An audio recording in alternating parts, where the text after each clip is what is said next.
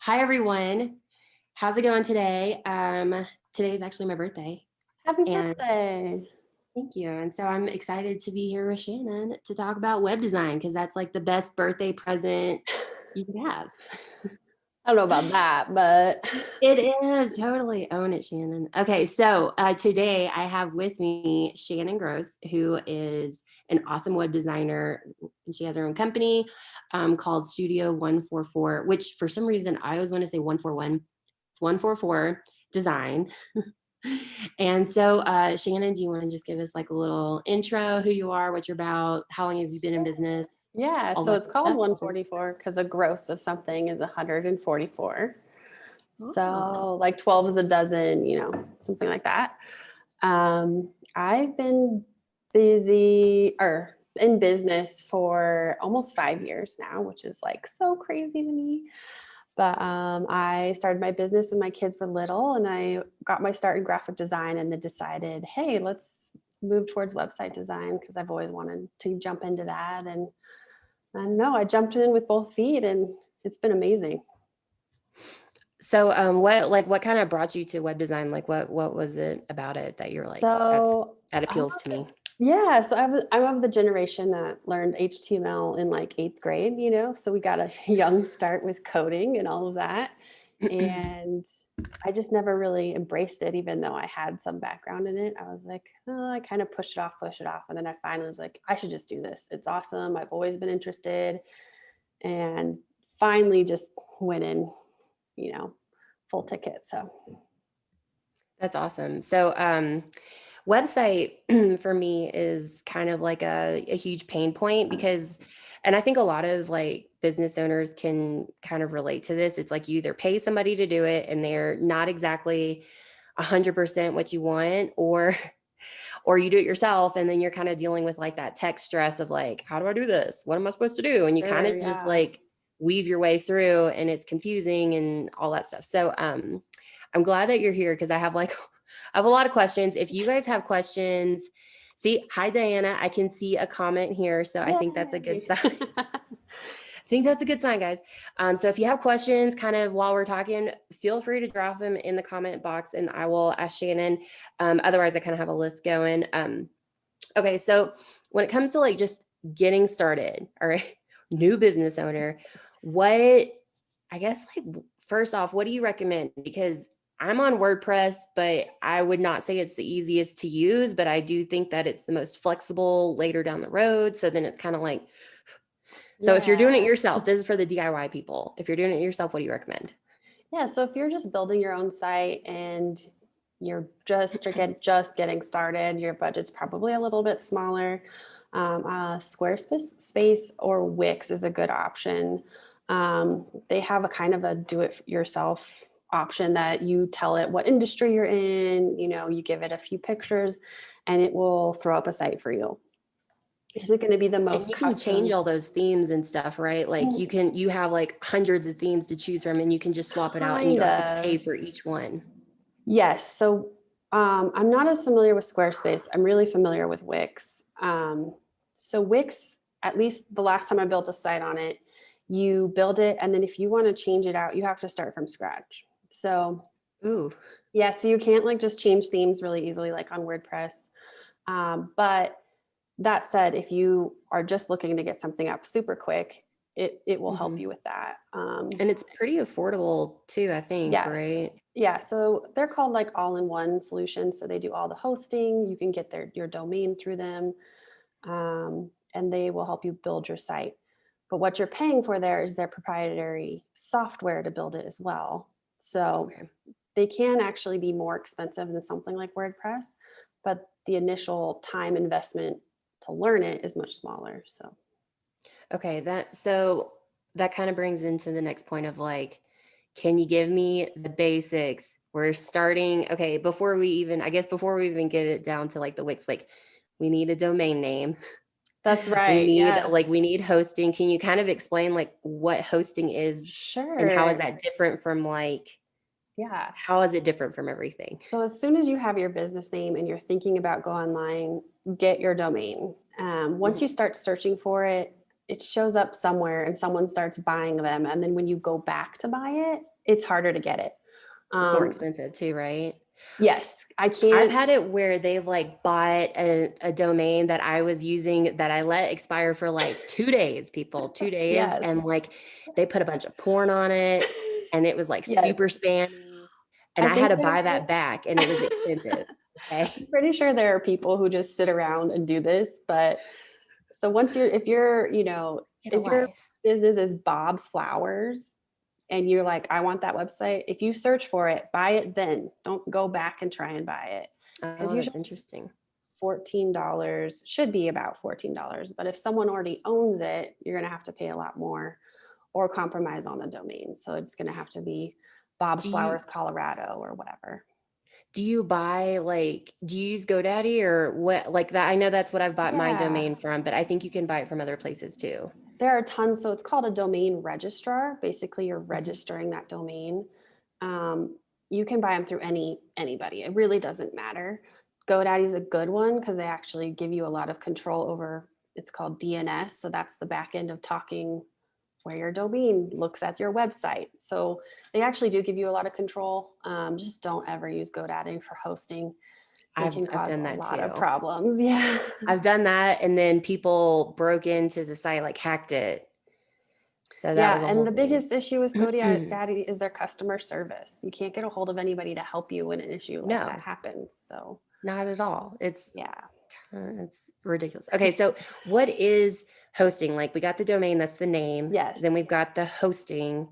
And then is that different So, from the WordPress? kind Hi of. Terry, thank you. So, hosting is basically a set of files where your website files live. So, they have a space on a server for you, and all your website files that build up your website live there. And so when somebody types in your DNS, your domain, it tells the DNS to grab those files and show them to the visitor. Um, that's a very, very basic. There's a lot of other things going on in that, interchange over the Yeah. internet. But so you want whoever's hosting all those files on a server to be fast. You want them to be good customer service so that, if you do have an issue, they'll help you because we don't like I can't go and walk into their servers and do whatever. And you want it to be pretty affordable. There's some different options on hosting. You can do managed hosting or other things like that. So What do you recommend for hosting? Like who's your favorite company? I like Nexus, especially if you're using something like WordPress. You can they have what's called managed WordPress, so they'll manage the site for you, which is helpful if you don't have a designer. The problem is if they're managing for you and something breaks, that's on you. You have to figure out how to fix it. Um, but Nexus is good. There's a couple other ones like WP Engine, Kinsta. And then if you're more like, I want to run the backend myself, I want to have more control over my server and all of that, SiteGround would be a good option. That's what I use. And actually, I really like them. Their customer service is awesome. I've had them come in and be like, this is what's going on my site. And then they'll go in and like do it That's for me. I don't great. know if they're Yeah. supposed to do that, but they do. And I'm cool with that. Yeah. So So your host can actually help with a lot of things that aren't working on your site if it's not a design issue, to be honest. So Lori says, if it breaks, you want Shannon. That's right. And thank you guys for the birthday wishes. I appreciate that. Yeah. So, okay. So then we've got the hosting, the domain name, and then after that we do the WordPress or the Wix or yes. whatever. So you kind of have to do your host and your WordPress at the same time. So that would be like, you actually have two paths here, right? Once you have your domain, you either go to Wix and Squarespace or Squarespace and they do the whole thing for you, or you get a host and install WordPress on it. So those are your two options really. You can't like install a Squarespace on your own host. They do, that's part of their proprietary stuff. Okay. So, and WordPress is basically just a bunch of free files. It's called open source. I was going to say open domain. That's not right. It's called open source. So anyone who's a coder or a developer can help build it and work on it, which is why it's grown so quickly. It actually powers a third of the internet which is pretty cool. Yeah. I mean, people like WordPress is legit, dude. Like Yeah. it's everywhere. And there's a huge community. So if you get lost, someone can help you. And there's always more information to be found, which is what I love about it. So Yeah, and you could like literally just Google that. So yeah, Diana wants to know, what do you think about Bluehost? I see Bluehost a lot with like affiliate links, and they're like, "Hey, start your blog here. Go to Bluehost because they offer that kind of stuff." right. What are your thoughts on it? So Bluehost is going to be a lot like a GoDaddy. They're owned by a bigger conglomerate. So um, they are not bad. It's if they're serving you. Are they hosting your website fast enough? If you have an issue, are they responding? All those upsells and stuff that you're talking about, Madison, they can be really annoying. And sometimes I have a lot of clients who add stuff to their hosting account that they don't need, or they have extra stuff that I'm like, why do you have two of these? Or, serving double purposes. So it can get kind of confusing with a host like that. But the number one thing is it serving you? If it's working fine, then don't fix it. If you're having a lot of issues, you might want to think about moving. So Okay, and so then you kind of mentioned like if it's more like they're getting a bunch of stuff that they don't need, and I think that's like a lot of issues that business owners have is they're like, I mean, I don't really know what I'm doing, so I'm just going to do what they right. tell me to do. But then like you don't need all those things. So can we talk a little bit about like what should you be buying? What's part of it? Right. So I'll just give you an example, like a security certificate. Okay.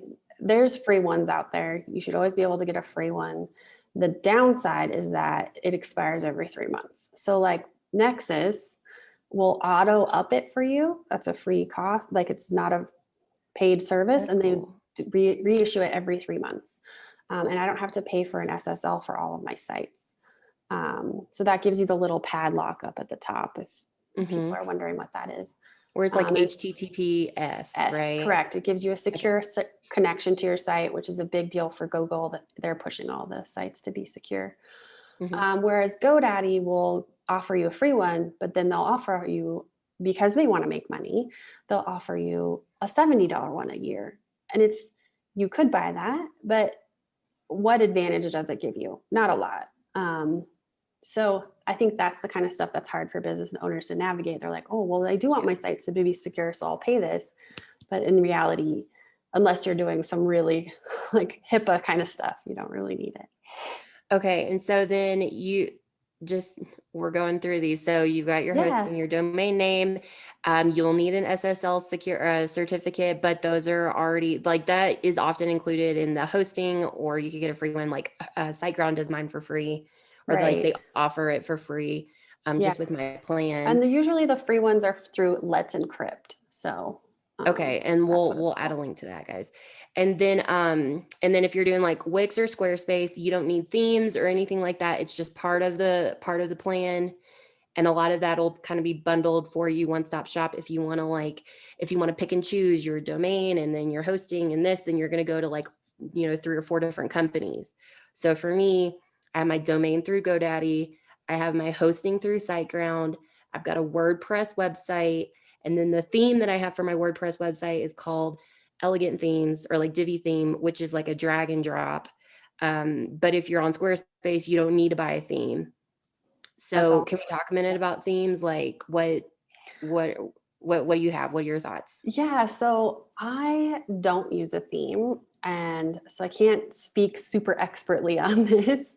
I've heard that they're really great because, say, you're using Divi as a builder, which is Mhm. actually just a builder, you could switch out the elegant theme and choose something else. Yeah. And so, if you wanted to down the line change the look of your site, theoretically, everything would just carry over. So all the posts would have a new Mhm. look, all the pages would have a new look. In practice, I know that switching themes, a lot of things break anyways. Um, and, it might not be the right color. You might still have to do some custom coding, all of that.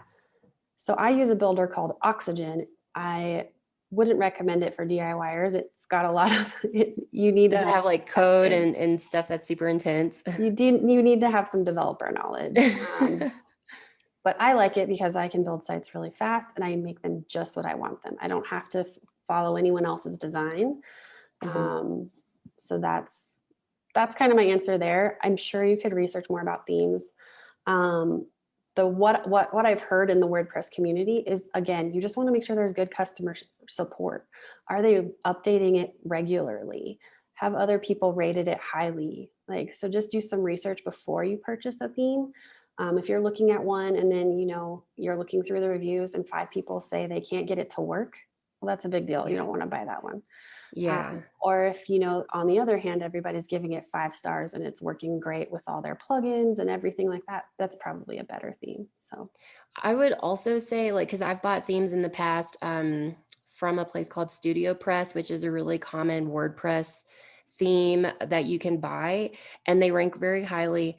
What I've heard from other people, especially when they're working with themes, is like simple is best. All right. When you're getting one with like all these bells and whistles and it does all this weird stuff to it, it slows down your site. It's harder to work with. It requires more plugins, which is like more confusing. So you really want the simplest things. And that kind of brings us into, I'm going to skip over a point and just like when people are going onto your site, like what is the goal? Like how do you decide what that should look like? You know what I mean? right. Yeah. So, I mean, people are on websites primarily for 2 reasons, right?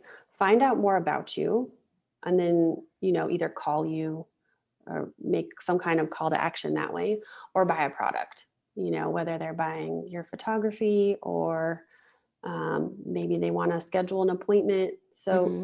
that's kind of what you need to think about. What's the end goal? What do I want people to do on my site? And then lead them to that action. So for you, Madison, it might be buying your new course. Yeah. Um, so you'd want to talk up the course and have obvious places where they can click multiple times, because people don't really read word for word websites anymore. The Mm, average user spends about 8 seconds on a page. So you wow. have, yeah, so they really just scan them. So if they get on your site and I call it above the fold, which is That's not yeah, I was correct. gonna I was gonna talk about that. So above the fold is like important then, right? Like Right. Yes. It's actually a newspaper term, which means anything above, like, as on the screen as soon as you get on there. you don't have Um, to scroll or anything like that. It's just like exactly. at your face. Yes. Yeah. So if you have a button there that's completely different from all of your buttons, it'll, throw the visitor off. So you want everything to be consistent. So let's say all your buttons are red that say buy now. Keep that consistent on the page. So as they scroll down, they can say, oh, this is the same button. Like, they visually figure that out really quickly. So, okay, for me, using me as an example, since you brought it Okay. up. Okay, so my site, I've got like a header image, and then it's like I'm a photographer. All right. And then I've got like a tell me more button. And then on the top, I've got like a little pop-up that's like, do you want to learn how to take pictures? But it's like a bar up top. Like, is that Mhm. sufficient, or is that like should I mean, I guess, should I prioritize my calls to action? Like, do I want them to hire me for photography, or do I want them to buy the course? And then Right. that depends on what should be the header, or is the top Exactly. bar enough? You just answered your own question, Madison. So that's the biggest thing about design, right? It's a hierarchy. You can't look at everything at once. So whatever is going to be biggest and more prominent is going to be what people focus on first. So, and that's exactly what you want. If you want people to hire you as a photographer first, then yeah, you want to prioritize that, have it bigger, tell me more, or even maybe you change that to book now or see my Okay. services during COVID or whatever. Oh, I Um, like that. and then Write that down. you can still have that thing at the top that's about your course, the banner, Hmm. but just know that that's going to be secondary, because that's what the eye is going to go to next, right? Because it's lower down in the hierarchy. Um, if you wanted to switch that, then you would, make, of course, your big hero image about your course. And then, oh, I'm still also taking photos during COVID. So it depends Okay. on what you're wanting. Are you wanting people to Hmm. book you more for photography? And I think I want that's the both, I know Shannon. that's the thing I can't answer for most of my clients is, what are you wanting? What do you want your visitors and customers to do? Um, So, and you can always pepper your course through the homepage too, and not just have it there, but have it in different places. Okay, and so then that brings up a point. Like if my goal is, okay, maybe the course, how many times should that be like popping up on the home screen? Like header image and then something else a little Yeah. later. What does that look like? So you want to tell them what the course is immediately, right? Mm-hmm. So be your own photographer or whatever. But then get down a little bit. So you want to talk to, you're going to have a lot of sections. So you talk about their pain points. Like, why would somebody want to be their own photographer? It's expensive to hire a photographer. It's inconvenient. It takes too much time. Think about all those things. So you could talk about those. And then how your course solves that problem, basically. And then you can have multiple sections talking about that. Or, you have one section that says this course can solve your problem because, and then you also kind of want to establish your authority and your credibility. So here's some testimonials from the course. Mm-hmm. You should take my course because I've been a photographer for 10 years and I know what I'm talking about. So like those kinds of things will boost, like you're basically saying everything's about the course, but different snippets of information in different sections. So it's not just all by my course. You know what I'm saying? So and like this has kind of been a more of a trend in the website. It's like all of your information is kind of on this one page and then it links out like here's my credibility, and then it links out to like an about me page or something like that, or see the pictures that you could do, and then maybe that goes to a portfolio. And so Yep. I mean, I know like Lori's on here and she's a copywriter, and she has a course too, so she could talk about kind of the same things, like here's why I've been a writer for so long, and here's my credibility. Or she's a brander, I'm sorry Lori. And so she could talk about all of her experience in brand, and then it go to her about page. So how, like, if you decide to work with a web designer, it's not just you coming up with it. Like, what kind of information should you be bringing to the table? Like, should I just say like, here's my business and my life, and then you kind of organize it? Or what do you do? Yeah. So we talk about it, what is your goal of your website? Do you want to sell your course or do you want to sell your photography? So we talk about that a little bit. We talk about, it's always great when clients come to me with inspiration sites. Like, I really like this one piece of this site. How do we do that? Or because, the web is this endless thing of possibilities, right? You could Yeah. do all these cool slideshows and you could add a podcast that plays within the browser. Like there's so many cool things you can do. So inspiration is great, even just as like design. If you're like, I really like how clean and white this one is, but I really prefer the color yellow, or stuff like that. So we kind of take into all your likes, desires, what your branding is, what your goal is for the website. And then if you work with me, I put together a homepage design. So you're not even looking for a theme. I just put together an initial homepage design that we can look at and revise until it's the way you like it. I can't speak to how other web designers work because No, I've no, never that's worked with that's one, but great. I think that's a good way to do it because before I've even done any code, you get to see what it looks like and make sure it's what you want. So How do you There's so many websites to choose from. How do you know what's a good inspiration like website that's like, oh yeah, that's going to be great for Shannon to work on? What just would you something you recommend? like. Look at other photographers. I mean, it is good to do competitive research, see what So other like photographers. find other people in your industry to kind of be like, do I like Yeah, this website? Do I not? yeah. Okay. They can be in your industry, they can be out of their industry. Definitely see what other photographers are doing.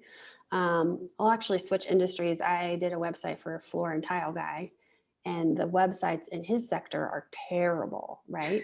And so Yeah. we knew that anything that we put together would be better than the other competitors.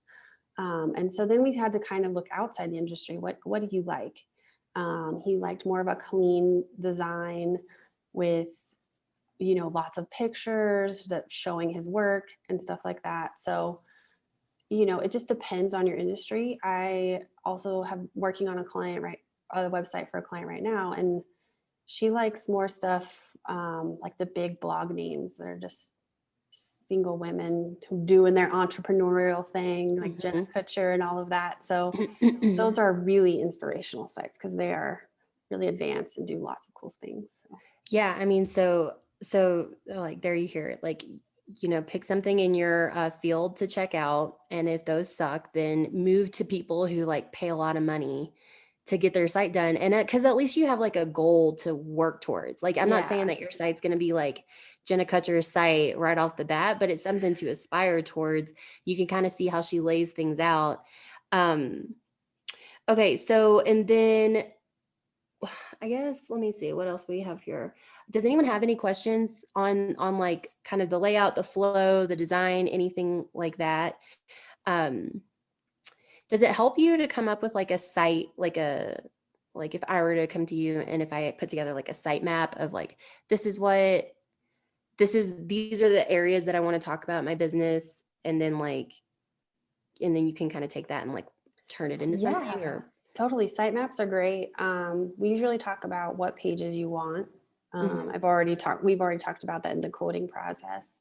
And so knowing that, if you do have an about page, maybe we'll put testimonials on the home page. That those links you were talking about are called internal links, and they are pretty important for Google to realize that your website is a real website and not just like a spam website.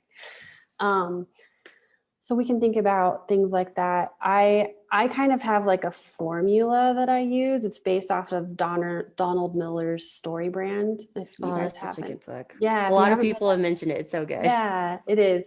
So that's kind of where I start. And then a lot of my clients, once we get the initial, I call it a wireframe. So it's the homepage design.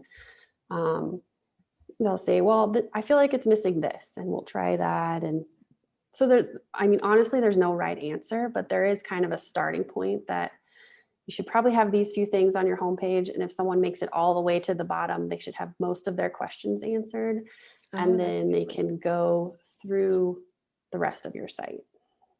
So Lori is asking about trends. Like, it seems like all websites kind of look a certain way and then it changes. So like, how do you like mitigate that? Or you don't just put together this huge, beautiful website and then all the trends change and everyone's like, ew, I don't like that anymore. Yeah. So part of my experience, I have over 10 years of experience in the design industry, is looking for those trends. I don't want to sound like cocky or whatever, but I have a pretty good eye. So, you kind of see what's trending forward, and everybody's changing because it's working, right? Those trends are working, they look nice. So it's kind of like, don't reinvent the wheel if it's not broken. But a few years ago, people moved from sidebars to more of like the open layout. So it's more in sections. So that would be like one trend that had fallen off and moved this other way.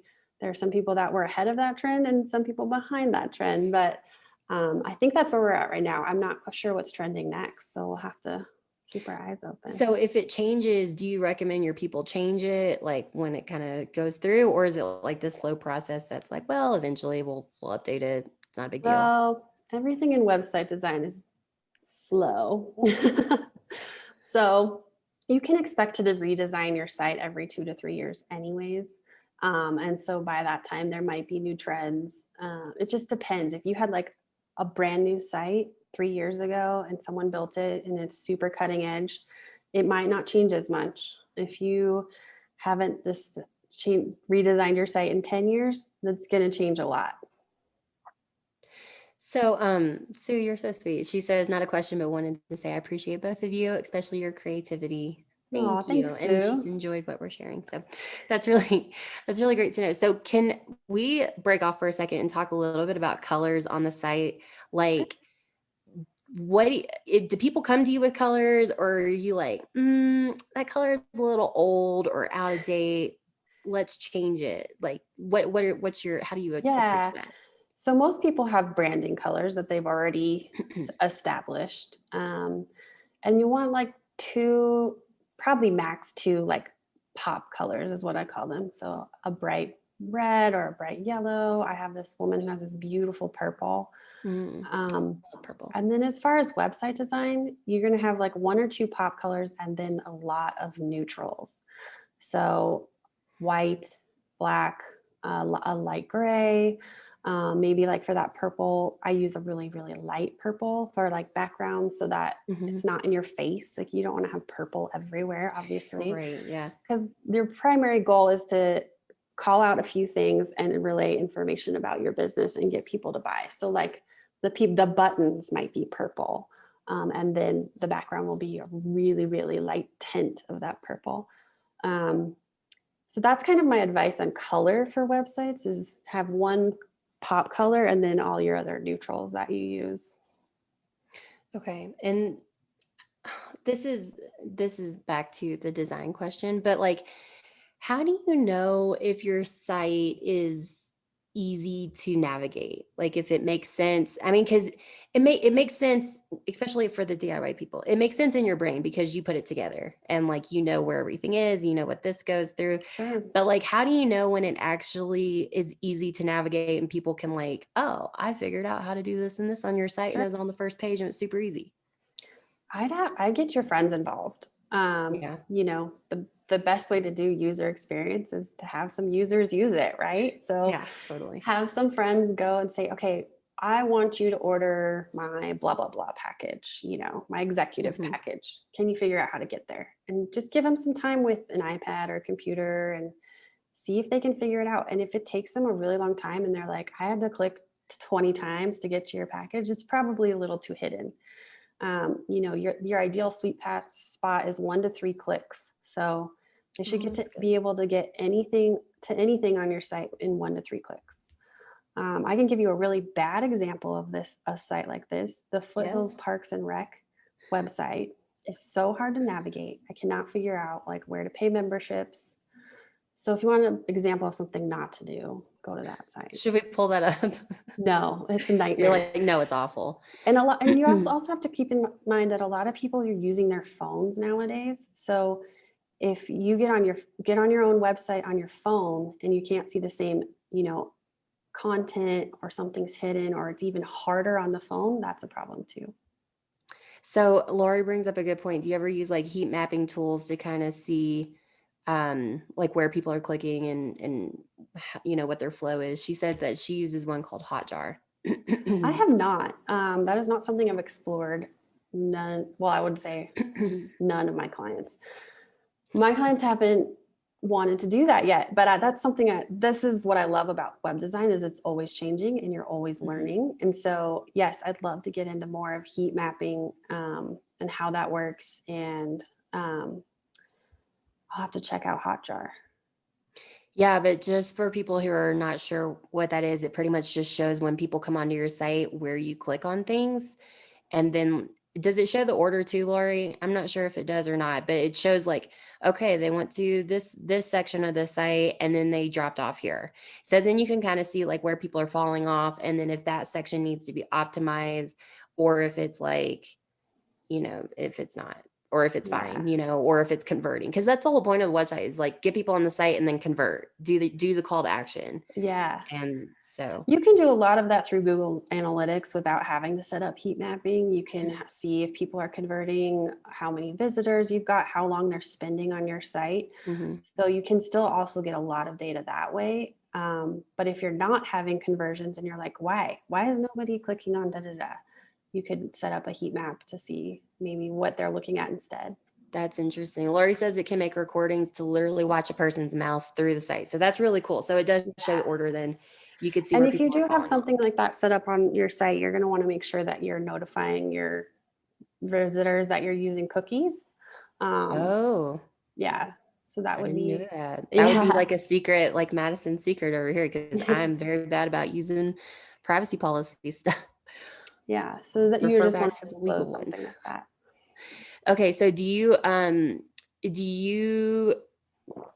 do privacy policy? Like, do you have like a just a canned one that you use for people, or do they have to go get their own? How does that work? Yes. So there's a canned one that comes with the WordPress installation. I have not written them for people. I think they should either, you know, modify the one that's in there or get a lawyer. A professional, which we had a lawyer come in and she talked more about like terms of use. But yeah, like Allie would be a great person to talk to about your privacy policy. But yeah, Yeah. that's just like the legal protection part. Like you can't record what people are doing and then use it for your, your own knowledge without telling them that you're doing it. Yeah, and it's not explicit like I am recording what you're doing on my site, because you can't, usually when you do that you don't have specifically who it is, right? You're not like Mm-hmm. collecting any personal information, you're just collecting usage information. But Right. like all those sites you see, do you accept the cookies for the site? You need something like that. So, and then you kind of mentioned Google Analytics. Can we talk about that for a second? Like, what is it? How do you use it? Why do I need it? All the stuff. Yeah, so you just go to, I think it's analytics.google.com and set Yes. up an account, and you create your property. So if it's madisonyen.com, you just put that in Mm-hmm. there, and then they start tracking visitors to your site.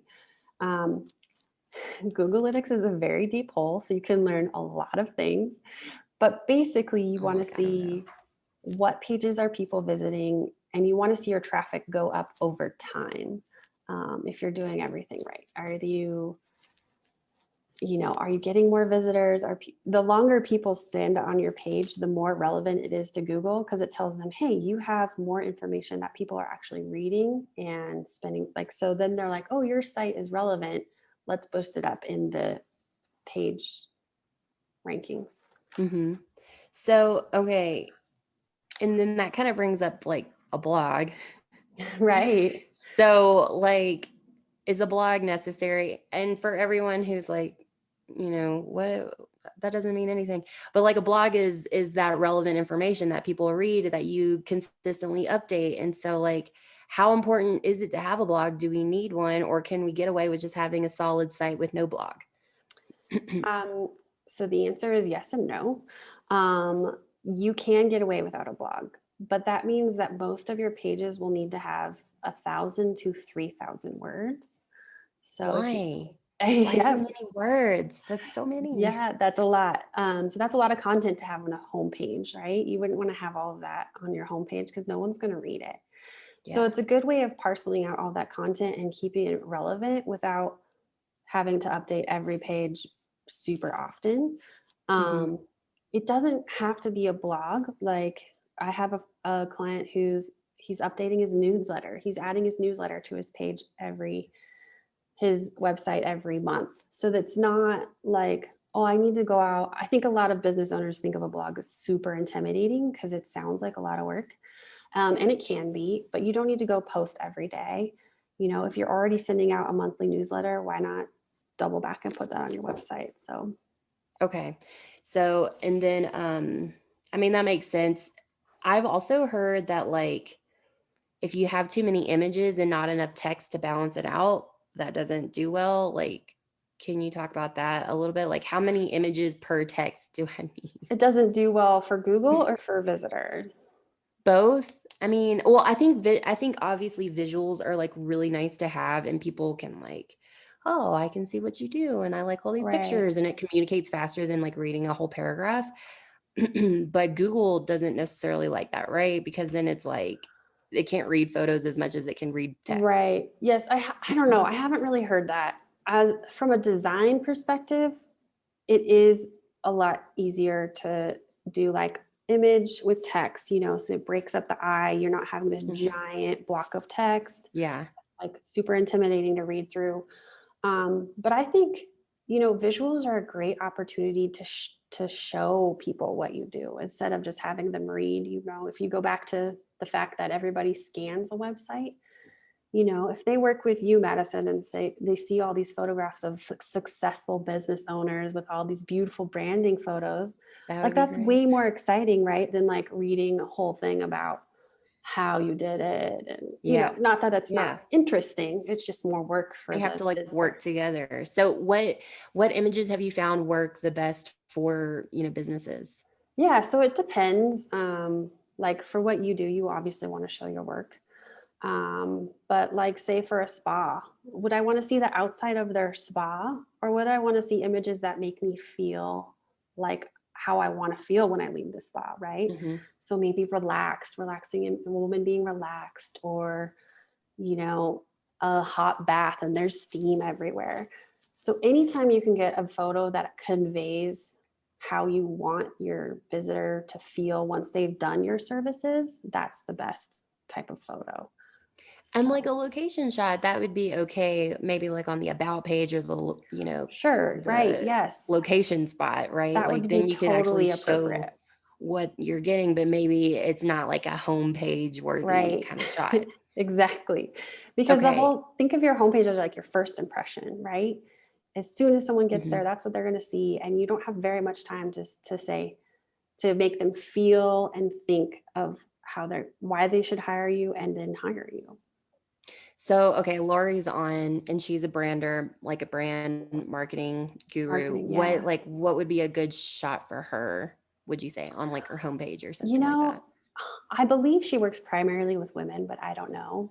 But I kind of Hmm. see even just like a woman being like, yes, like she's worked with Lori, so she's getting more business. She Hmm. has a clear vision now.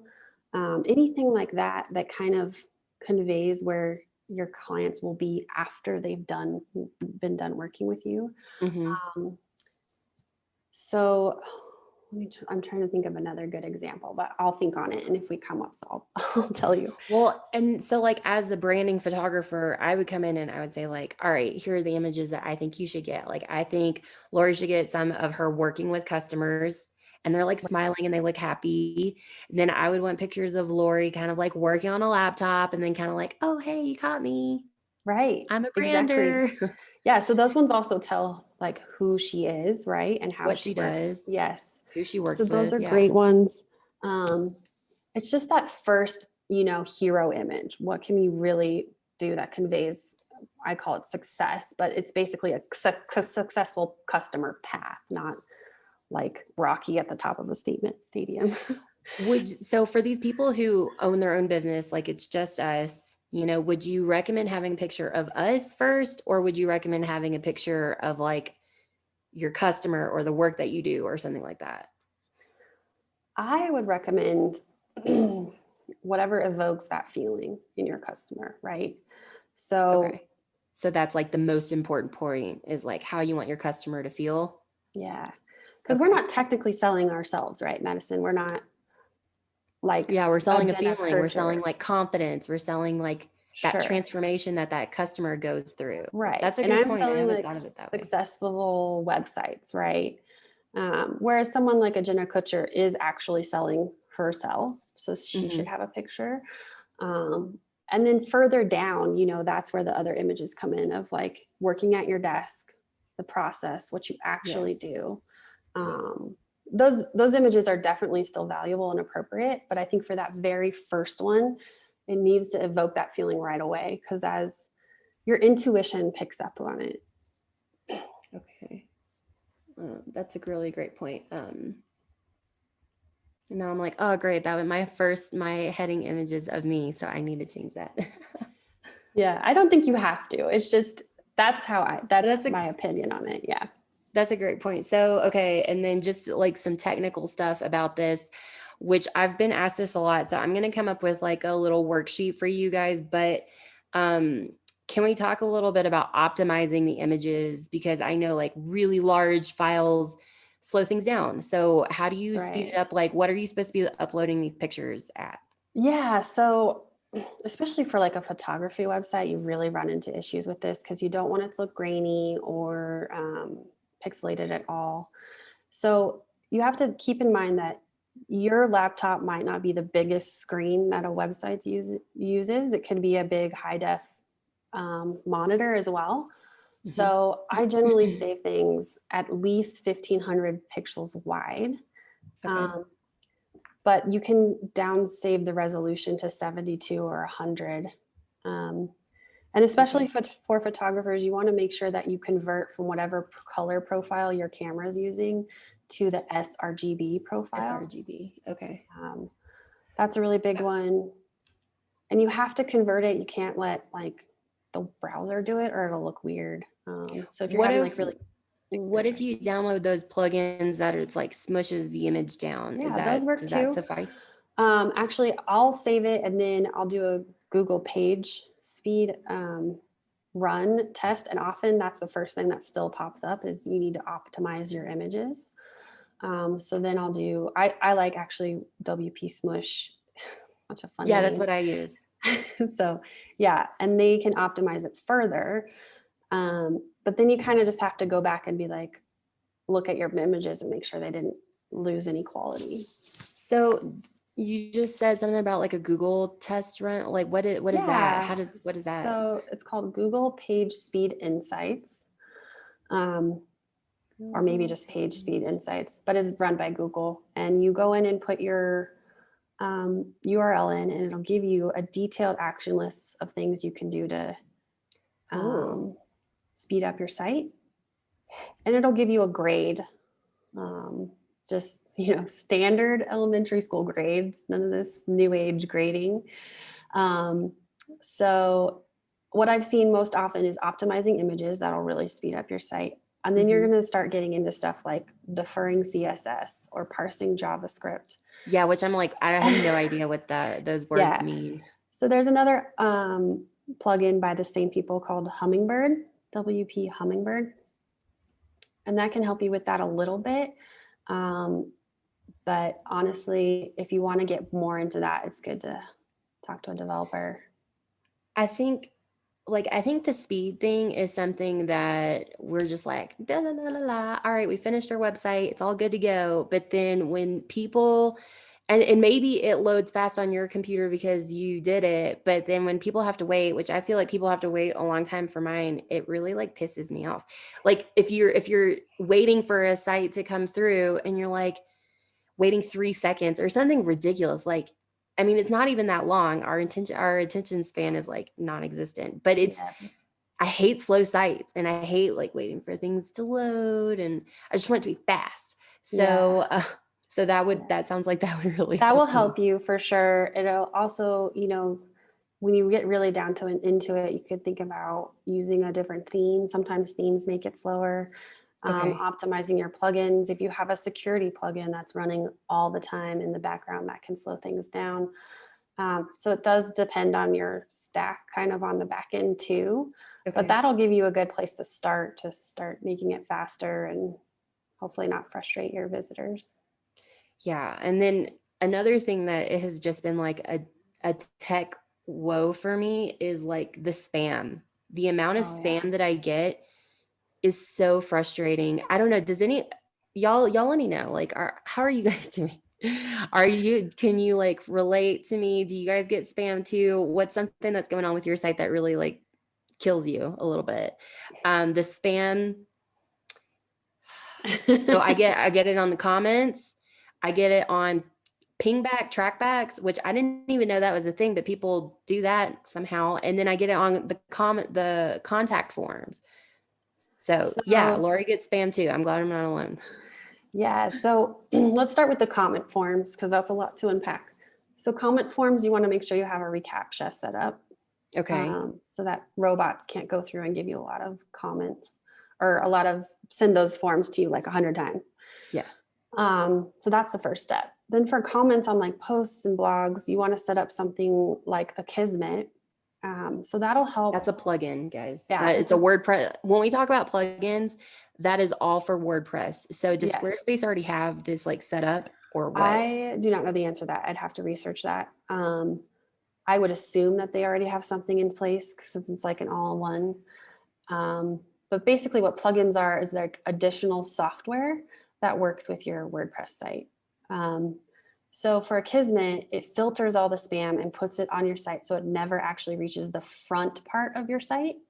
It doesn't automatically delete them from your life. So you still have to go through and like batch, delete them. You can also change your settings so that every single, like if you're having a problem with spam actually being posted on your page, on your live site, what you want to do is change those to be moderated so that they don't make it to the forward-facing site.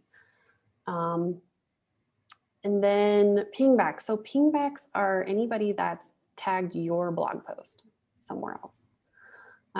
So Which you think would be great for like backlinking, but right, not when it's like a crappy website that they're linking it to, right. right? Like, So you can turn those off. Trackbacks are when someone posts a link on your site to another page. yes. And those are very spammy, Hmm. usually very So spammy. just turn those off too. Like, There's better ways of getting links. So like if backlinks, if you guys don't know, are an SEO tactic to get more traffic to your site. It shows Google that your site is credible if you have links from other sites.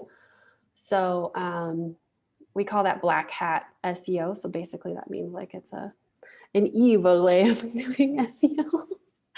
But you do want backlinks. But like if Madison got together with another photographer that wrote a blog post about her, that would be a better way of doing it instead of just yeah. posting on comments. So you could turn those off. And then, you know, if you're getting so much spam and you're like, this is ridiculous, think about turning off comments. Are they really worth it for you in what you do? And Yeah, right. yeah, one thing I was reading is that you can also try and move the conversation to social media. So like reposting your blog post on like LinkedIn and saying, let's Hmm. talk about it here instead of on my site. You could do that because all that counts for SEO, right? LinkedIn, Facebook, social media. Well, so that actually brings up a point. So, like, take LinkedIn, for example. Now, I read somewhere that, like, their algorithm, they want you to post that article on LinkedIn. But if I just do a post and then drop the link below that goes to the site, then it seems like they won't, like, really push that. Like, what do you think is better? What do you think is better? Because obviously, posting your blog post on other places is like creating backlinks all coming back to your site, right? And but then if LinkedIn isn't going to like promote it at all, then should you just copy and paste that, put maybe the link somewhere in the article and then do that? Like what are your thoughts? Yeah, I think the difference that you're talking about is probably pretty small. Okay. It's really whatever you want to do. If you're, you know, and again, priorities, like, is your priority to be seen on LinkedIn or is it to people just get to your site? So if you're really wanting people to see that article on LinkedIn, then it's best to copy and paste it. If you're like, well, I don't really care how many people see this. If 5 people see it, you know, and it goes faster down in the feed, that's okay. I'll just post it as a repost. Okay. So I think both are appropriate. It just kind of depends again on your end goals. Yeah, the end goal, well, it's like my end goal is to make money. Right? Like that's always the Right, end that's goal. true. I just want it like, and I think the website is so important because like, have y'all ever heard the term like social media is like on borrowed land? You're building an empire on borrowed land, whereas your website is something that you own. You own all of that. And well, except you're hosting. Like if people tell you to stop doing Yeah. something, you got to stop doing it. But like I'm looking at the parlor To a people here. point. So WordPress, you do own all those files; those belong to you. Yes. If you decided you wanted to move from like a Squarespace to WordPress, you're going to have to do almost a clean build. Um, Ooh. yeah, so like you can't take a WordPress site and move it to, or sorry, a Wix site and move it to WordPress. Because basically those are both proprietary software, right? Same as like Word and Mhm. Acrobat. Those are proprietary software. So you can rebuild the site on WordPress. I'm not saying like you should freak out, but if you did a bunch of blog posts on Wix, there's a way to export and then re-import them into WordPress. So it just takes a lot more forethought on the end instead of the beginning to move Yeah. that over. So, I mean, I think if anyone is wondering where to start, if you're super tech challenged, you start with the Wix and Squarespace, but know that any updates, you're limited by what they offer. And then you can go over to WordPress. It's going to be harder to learn like you're just going to have more of a learning gap there, but it's something that you actually own and it's something that you can adjust and you can find plugins that are, that fit what you need and then be good with that. Yeah. So, And if you're looking at a developer to help you, you know, ask them things like, do you include training? You know, that's a good point. what do you include in your package? Do you include hosting? Do you, you know, what's your design process? So just make sure that when you're talking to a developer, you kind of get a whole feel for what they do. Will you be there when the site is done? I have a lot of clients that tell me they've gotten their site done and then they can't get a hold of their developer a year down the road because they don't remember their login or something like that. Right. Yeah. So just those are some good questions to ask when interviewing them. How much should we, like, what's a ballpark figure of, like, if we're going in and getting a new website, and then what are the different typical levels that people can work with? Like, obviously there's a full rebuild, which is going to be the most expensive because someone else is doing it for you. Then is there like a half and half version? Like what works, or what do you offer? What do you know? So I offer basically full builds. There's Hmm. not really a half and half option just because at least initially it's like you just got to do it. But I would say on the low end, websites start around $2,000 and they go up from there. Okay. You can pay a lot more for sure. I did do a competitive call for a guy who only charges 800, but he included nothing in his package. So that sounds like a really good deal, but then when you pay for a year of hosting on top of that for $500. So again, interview your developer. Yeah. And if you want to DIY a WordPress site, there's a lot of good videos out there to get you started. The WordPress itself is free. You pay for hosting and you pay for your domain and then any plugins that you might need on top of that. So you could actually get into, like, SiteGround, I think charges $72 a year, something like that, for hosting. So you could actually get into WordPress fairly cheap. It's just your learning curve is a lot higher. Yes. Okay. So, and I think that's a good point. Like, it's taken me years and I still don't know. So, for like someone like me, what are there any options for me? I kind of just want to know if I'm doing it right. Like, Yeah. if it looks good, like, what do you offer anything like that? Yeah, so I offer a website audit. It is $200 and we go through all of your pages of your website and talk about design and content page by page and just make sure that everything's what you want. And if we can speed it up, how could we do that? Is the design looking good? And I usually give quite a few design tips. And then even if we want to rethink the structure, there's so many things we can do. But with Yeah. that audit is included a full report of actionable items. So I send you a report of everything we talked about and what you can fix. So yeah. Yeah, no, Tara says just a plug for hiring someone to help design your site if that's not your forte. Yeah, I agree. Like, if you don't know what you're doing, your website is typically the first point of contact that people have with you. And it's your business card, it's your headshot, it's all the things, that first impression. If you don't know what you're doing, hire somebody to do it. And how would you, Shannon, how would you like recommend people like find, a designer? I mean, obviously like Google website designers or something like that. Sure. And then maybe like look for testimonials.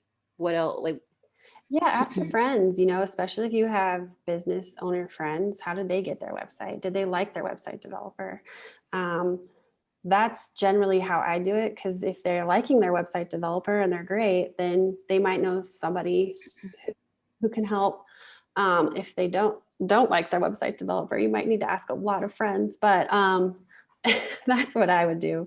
That's how I get all my referrals. So how do you, it's like, I want to know that the website is going to convert. And so like, how does that work? Or because I feel like I've hired like 3 or 4 different people, and I haven't raised up in like Google, my Google rankings. I don't feel like I've booked more people since having a new website. How do you determine, I guess, if that is a good person to hire and if they're actually going to help you, like fix your business? right, yeah. So ask them about their past work. What's one of your best projects that has gone from a non-converting site to a converting site?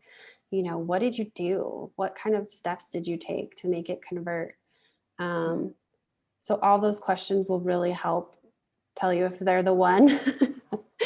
It's like interviewing for marriage, right?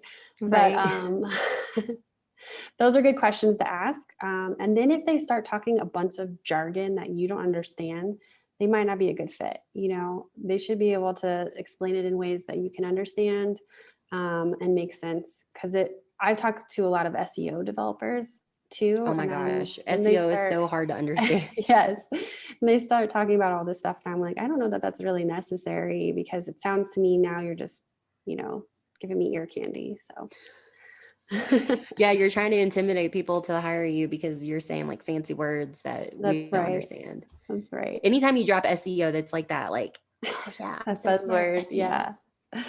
Yeah. But, you know, Madison, if you've tried that many times, then it might be time to heat map or take a look at content or work with somebody like Lori, who does more of a branding messaging thing. Yeah. Because a pretty site is part of it, but it also needs to read well and have clear calls to action and stuff like that. So yeah, and Tara says make sure they have a lot of experience with your platform, and she's learned that the hard way. And so that's like, I mean, that's talking about if you hire a designer and you want to be on Shopify, but they don't have any experience on Shopify, they only do WooCommerce or something like that, then that's not going to help you. Like, you want to make sure that you hire them for their expertise, right? Like, so do you have like, what's your specialty? Like, what do you do? My specialty is WordPress. I have very little experience with Squarespace, and I have worked with Wix, but I don't usually build those anymore. And I'm getting into Shopify. So I am not a Shopify expert yet, but I'm working on it. But just give it time. Just give it time. That's right. Well, that's awesome. Tell us a little bit, like, how can people find you? Are you offering any specials or any deals or anything like that? Different ways that people can work with you, all that good stuff. Yeah. So the easiest way to find me is on my website, studio144.com. That's ONE44, because I, of course, searched the domain and had to go back and compromise. And that's the best place to find me. You can do a contact me. My phone number is on there. And yeah, I just finished a audit special for January. I realize it's the last week of January. Yeah, but it's still, if website's on your list for 2020, they're like, do it now. Yeah, I think I have a couple appointments tomorrow and Thursday, and then it was pretty successful, so I might just start doing those once a quarter. Oh yeah. Okay. So that'd be cool. And then guys, Shannon's also in our branding through photography group. So if you have questions on your website, if you need like help on something, just drop them there below, tag her in it, and she can help out with that. Totally. Well, thank you guys so much for being here and all of our website questions. I hope that this helped, because like I said, the website is like a really big tech thing that's confusing and you don't really know if you're doing it right. It sounds like the website audit is kind of what I'm going to sign up for, because it's like, obviously I have a website and I like being in control of it, but I want someone to tell me that it's like set up correctly. So I'm definitely hiring Shannon for that. If y'all have questions or anything, drop them in there. And then I guess until next time, when we bring on another, expert. So, all right. Well, thanks, Shannon. Yeah. Thank you, Madison.